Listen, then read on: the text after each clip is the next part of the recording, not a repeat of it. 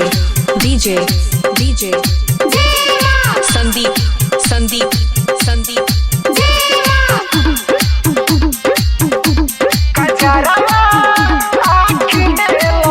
आज पहिला दशहरा के हवे हो दिन एगो करिया ब्लाउज साड़ी ली हकीन। आज पहिला दशहरा के हवे हो दिन एगो करिया ब्लाउज साड़ी ली हकीन। बात जई हो जानी भूल दुखे टोली तोहर कुल ओना डाइन के तोह पे न लागे कजरवा आँख में लगई हो करे जन जरवा न लागे कजरवा आँख में लगई हो करे जन जरवा न लागे कजरवा आँख में लगई हो DJ Sandeep ए हमर ललिया लेके फूल डालिया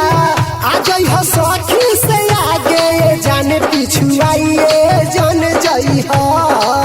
तू भुलाइए जान जाई हो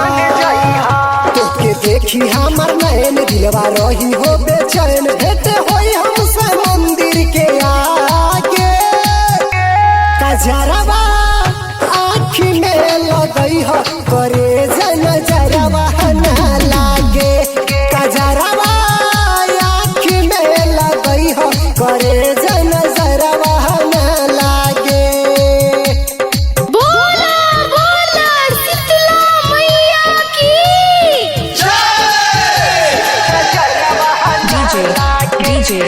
DJ Sandeep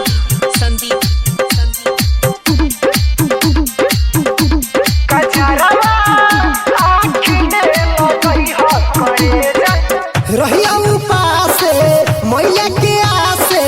फेर दिए तोह पे नजरिया की किस्मत संवरिए जाई हो